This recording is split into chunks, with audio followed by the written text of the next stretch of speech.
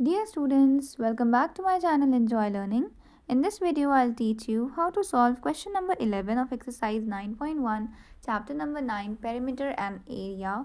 So let's begin with our question. The question says that find the area of a rectangular plot whose one side is 8 meter long and diagonal is of length 10 meter. सो बेटा देखिए इस question में हम लोगों को क्या given है, हमें एक रेक्टेंगुलर प्लॉट का एरिया फाइंड करना है जिसकी हमें एक साइड की लेंथ पता है जो कि है 8 मीटर लॉन्ग और हमें डायगनल पता है, diagonal is of length 10 metre. So first of all बेटा डायगनल क्या होता है ना, आपके माइंड में ये क्वेश्चन आया होगा. सो सी डायगनल वो लाइन होती है, वो लाइन सेगमेंट होती है जो ट्राइंगल के एक वर्टेक्स को उसके सामने वाले वर्टेक्स से ज्वाइन करती है, ऑपोजिट वर्टेक्स से ज्वाइन करती है ना. सो ये जो हमने बीच में लाइन बनाई है, this is called the diagonal. One diagonal and two diagonal. एक रेक्टेंगल में टोटल कितने डायगनल्स होते हैं? 2 डायगनल्स होते हैं. ठीक है बेटा, तो हम लोग को दिया हुआ है कि जो डायगनल की लेंथ है वो हमें गिवन है एंड हमें किसी भी एक साइड की लेंथ गिवन है. तो अब हम लोग उसे लेंथ भी ले सकते हैं या फिर हम लोग उसे बेटा ब्रेथ भी ले सकते हैं. हम लोग कोई भी एक साइड को जो हमें वैल्यू गिवन है वो हम लोग ले सकते हैं. सो बेटा देखिए क्वेश्चन में हमें गिवन है कि one side is 8 metre long. So let's say हम लोगों ने लेंथ ले लिया, लेंथ है 8 मीटर और डायगनल है 10 मीटर. सो बेटा देखिए लेंथ हमें पता है, डायगनल पता है, लेकिन हमें ब्रेथ नहीं पता है ना, और हमें तो एरिया फाइंड करना है. और एरिया के फॉर्मूले में कौन कौन आता है? Area is equal to length into breadth होता है ना. सो उसके लिए तो हमें ब्रेथ भी चाहिए. सो इस क्वेश्चन में बेटा एक बहुत ही न्यू कॉन्सेप्ट आया है, उस क्वेश्चन को समझना होगा हम लोगों को कि किस तरीके से अगर हमें लेंथ पता हो और डायगनल पता हो तो हम लोग ब्रेथ कैसे फाइंड करते हैं बेटा.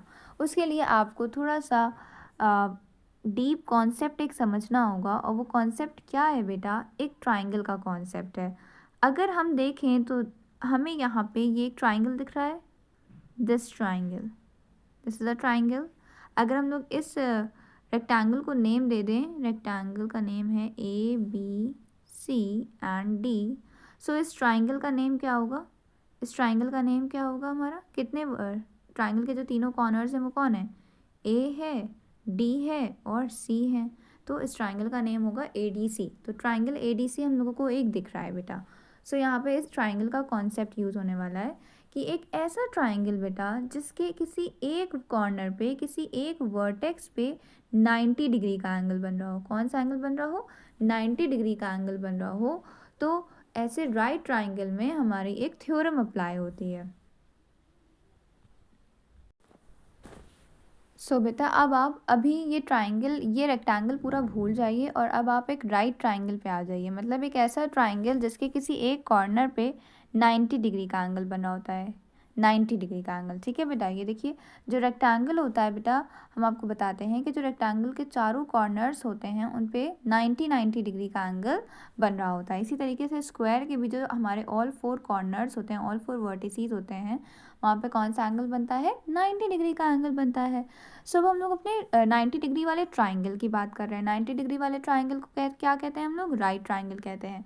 तो एक राइट ट्राइंगल जो होता है बेटा, उसमें हमारी एक थ्योरम होती है, पाइथागोरस थ्योरम, जो कि उस राइट ट्राइंगल के तीनों साइड्स को ज्वाइन करती है. कि अगर हम लोगों को उस राइट ट्राइंगल के कोई 2 साइड्स पता हैं तो हम लोग उस थ्योरम की हेल्प से थर्ड साइड बहुत ही ईजिली फाइंड आउट कर सकते हैं. सो वो थ्योरम क्या है बेटा? जैसे कि हम लोगों ने कहा कि अगर हमारा ये वाला साइड है सपोज D सेंटीमीटर, ये वाला साइड है L और ये वाला साइड है B.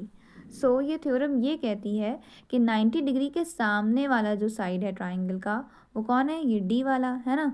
इसका नाम एक्चुअली पता है क्या होता है? इसका नेम होता है हाइपोटेन्यूज. सो इसका नेम क्या होता है? हाइपोटेन्यूज होता है. और अगर हम लोग ये जो हाइपोटेन्यूज है इसका अगर हम लोग स्क्वायर कर दें, क्या कर दें इसका? अगर हम लोग स्क्वायर कर दें, स्क्वायर का भी मीनिंग आपको पता है. स्क्वायर का मीनिंग क्या होता है? उसी चीज़ को उसी चीज़ में मल्टीप्लाई करना. जैसे कि अगर हमने बोला 8 का स्क्वायर करना, जो कि अभी आप लोगों को करना पड़ेगा, तो वो सिंपली क्या होता है? 8 को 8 में 2 टाइम्स मल्टीप्लाई कर दें. अगर यहाँ पे 3 लिख देंगे 2 की जगह पे, तो उसका मीनिंग हो जाएगा 8 को 8 में 3 टाइम्स मल्टीप्लाई करना. ठीक है बेटा. सो इसका सिंपली मीनिंग होता है अगर पावर 2 है अगर ऊपर 2 लिखा हुआ है मतलब आपको इसी चीज़ को इसी चीज़ में 2 बार मल्टीप्लाई करना है, दैट्स इट।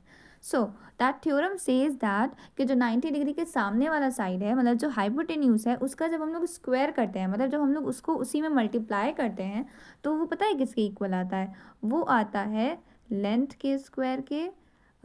ये तो हमने सिंपली इन साइड्स को नेम दिया है, जो भी यहाँ पे साइड होगा एल का स्क्वायर प्लस बी के स्क्वायर के इक्वल होता है। ये होता है बेटा आपका पाइथागोरस थ्योरम। ये वो थ्योरम है जो कि एक राइट ट्राइंगल के तीनों साइड्स को कनेक्ट करती है। सो बेटा देखिए, अब हम लोग इसी थ्योरम का यूज़ करने वाले हैं, और इसी थ्योरम का अब हम लोग यूज़ करके बताइए अपनी ब्रेड फाइंड कर पाएंगे कि नहीं फाइंड कर पाएंगे। आपको सोचिए, देखिए आपको डी पता है 10, है ना, आपको एल भी पता है 8, तो हमने यहाँ पे डी की वैल्यू पुट कर दी, यहाँ पे एल की वैल्यू पुट कर दी, तो हमें बी मिल जाएगा ना। तो हम लोग वही काम करने जा रहे हैं।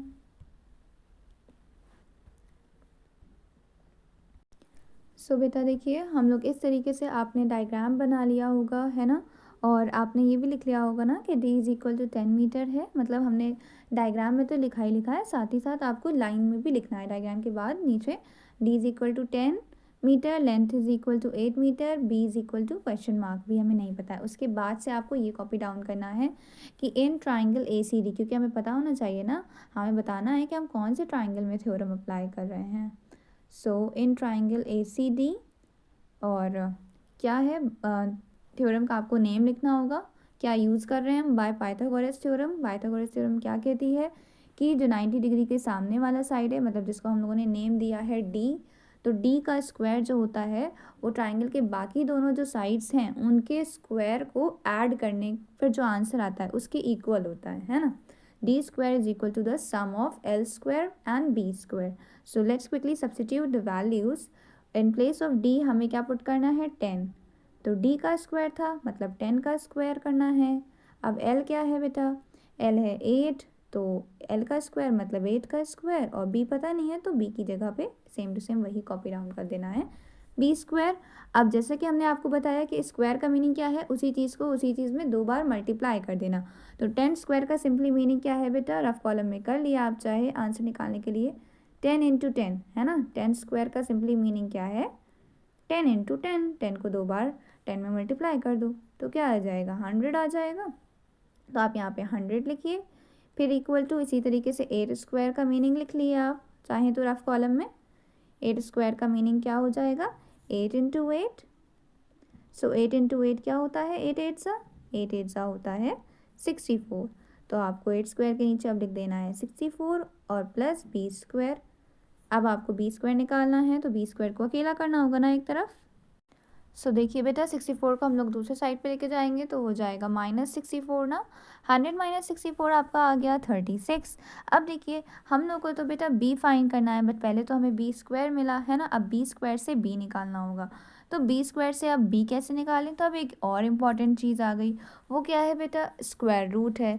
क्योंकि यहाँ पे देखिए स्क्वायर लगा हुआ है, इसे हम लोग क्या बोलते हैं? स्क्वायर। जब किसी भी नंबर के ऊपर 2 लिखा हुआ है छोटा सा, तो उसे हम लोग स्क्वायर कहते हैं। जब हम लोग स्क्वायर को एक तरफ से हटाते हैं, देखिए हमें तो इधर से स्क्वायर को हटाना है ना, हमें इधर सिर्फ कौन चाहिए? सिर्फ बी चाहिए। तो जब हम स्क्वायर को हटाएंगे इधर से, तो दूसरी तरफ आ जाएगा स्क्वायर, और दूसरी तरफ स्क्वायर आके ये बन जाता है। इसे क्या बोलते हैं हम लोग? स्क्वायर रूट बोलते हैं। ठीक है, तो आपका ये हो जाएगा। इस तरफ आपका ऊपर वाले स्टेप में कौन था? स्क्वायर था। तो जब हम लोगों ने स्क्वायर हटाएंगे हम लोग इधर से, तो दूसरी तरफ क्या आ जाएगा? स्क्वायर रूट आ जाएगा। अब हम लोग बहुत ही ईजिली वैल्यू फाइंड कर सकते हैं। स्क्वायर रूट का सिंपली मीनिंग क्या होता है बेटा? कि 36 जो है कौन से नंबर को उसी नंबर में मल्टीप्लाई करने से मिला, तो 6 6 ज़ा 36 होता है ना। तो स्क्वायर रूट का सिंपली मीनिंग यही होता है कि 36 जो है वो किसका स्क्वायर है। आपको ये लिखना है किस नंबर का जब हम स्क्वायर करते हैं तो हमें 36 मिलता है। So square root of 36 means 6। आपको निकालना है कि 36 किसका स्क्वायर है। पता चल गया, तो आपका स्क्वायर रूट ऑफ 36 की वैल्यू क्या आ गई? 6 आ गई। एंड यूनिट क्या होगी इसकी? मीटर होगी। तो 6 metre is your answer of breadth. अब हम लोग को ब्रेथ मिल गया, लेंथ पता है 8 मीटर। जल्दी से वैल्यू पुट करिए एरिया में, आंसर फाइंड करिए by pausing the video. Okay बेटा, so area is equal to L into B लिखना है, एंड देन 8 6 48। यूनिट क्या होगी? मीटर स्क्वायर, क्योंकि एरिया है। Okay, this is your answer. I hope ये क्वेश्चन आपको बहुत अच्छे से समझ में आया होगा। एंड मैं आपको ये रिकमेंड करती हूँ कि आप इस वीडियो को बार बार देखिए, कम से कम आप 2 to 3 टाइम्स तो बेटा देखिए ही, क्योंकि इसमें ये जो हम लोगों ने ट्राइंगल वाला कॉन्सेप्ट यूज़ किया है पाइथागोरस थ्योरम का, वो बिल्कुल न्यू है ना। तो उसको आप 2-3 टाइम्स अच्छे से देखेंगे तो आपको बिल्कुल अच्छे से समझ में आ जाएगा और याद हो जाएगा। All the best, good luck.